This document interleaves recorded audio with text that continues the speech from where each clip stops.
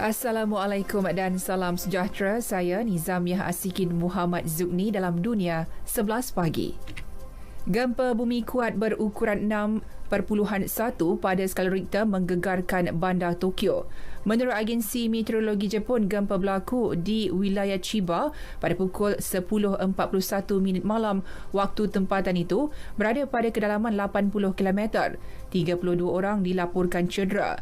3 lagi dalam keadaan kritikal. Tiada ancaman tsunami dikeluarkan susulan gempa. Gegaran turut menyebabkan perkhidmatan kereta api laju tergendala dan banyak bangunan mengalami kerosakan teruk. Di India, sekurang-kurangnya 15 orang terbunuh dalam nahas jalan raya di negeri Uttar Pradesh, India. Laporan media tempatan menyebut sebuah bas dengan 70 penumpang bertembung dengan sebuah truk yang sarat dengan pasir cuba mengelak daripada merempuh seekor lembu. Kejadian berlaku di Bandar Baranbanki.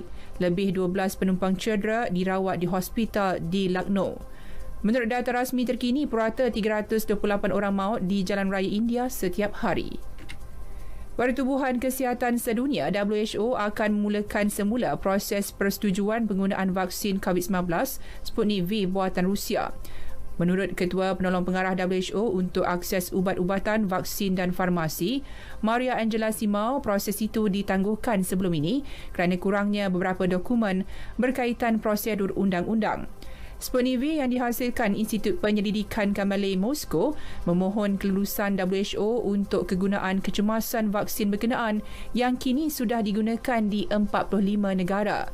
Prosedur itu membolehkan Sputnik V dimasukkan ke dalam senarai produk perubatan yang memenuhi standard kualiti, keselamatan dan keberkesanan terkemuka. Britain mengumumkan 47 negara dikeluarkan daripada senarai merah perjalanan berkuat kuasa Isnin depan. Antara negara dalam senarai terbaru itu, Brazil, Mexico dan Afrika Selatan. Bagaimanapun, perjalanan dari 7 negara iaitu Colombia, Republik Dominika, Ecuador, Haiti, Panama, Peru dan Venezuela masih disekat.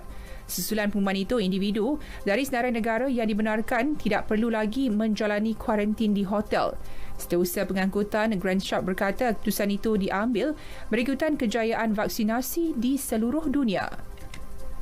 Dalam perkembangan lain, negara anggota dari Kesatuan Eropah EU menangi undi di Majlis Hak Asasi Manusia Pertubuhan Bangsa Bersatu PBB untuk mewujudkan pelapor khas baharu di Afghanistan. Ini meskipun mendapat tentangan dari China, Rusia dan Pakistan.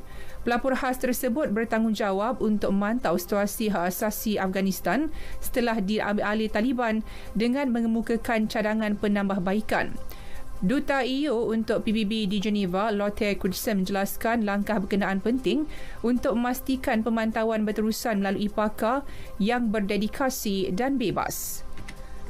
Dalam undian itu juga, anggota majlis mengundi untuk menggugurkan tugas kumpulan pakar yang bertanggungjawab menyiasat penyalahgunaan kuasa yang menjurus kepada konflik perang di Yaman. Keputusan tersebut adalah pertama kali bagi Badan Hak Asasi PBB menolak draft resolusi sejak ia ditubuhkan pada tahun 2006. Majlis yang dianggotai oleh 47 anggota menolak untuk memperbaharui mandat kepada kumpulan pakar antarabangsa dan serantau terkemuka di Yaman. Draft resolusi melanjutkan tugas pakar penyiasatan berkenaan selama 2 tahun lagi dikemukakan negara anggota EU dan Kanada. Sebuah kapal selam berkuasa nuklear Amerika Syarikat dilaporkan rosak selepas melanggar objek yang tidak dikenali ketika beroperasi di dasar laut wilayah Indo-Pasifik. Kenyataan Angkatan Tentera Laut Amerika menyebut kapal selam USS Connecticut itu terlanggar objek ketika menyelam pada 2 Oktober lepas. Menurut laman sesawang USNI News, sebuah portal berita tentera, puluhan anak kapal cedera ringan susulan insiden itu. USS Connecticut beroperasi di Laut Cina Selatan sebagai mencabar tuntutan wilayah China yang dipertikaikan di perairan itu. Perkembangan sukan. Kelab bola sepak Liga Perdana Inggeris Newcastle United akhirnya sah menjadi milik Arab Saudi. Kelab tersebut kini dimiliki oleh konsortium yang terdiri daripada dana pelaburan awam Arab Saudi, PCP Capital Partner dan Reuben Brothers.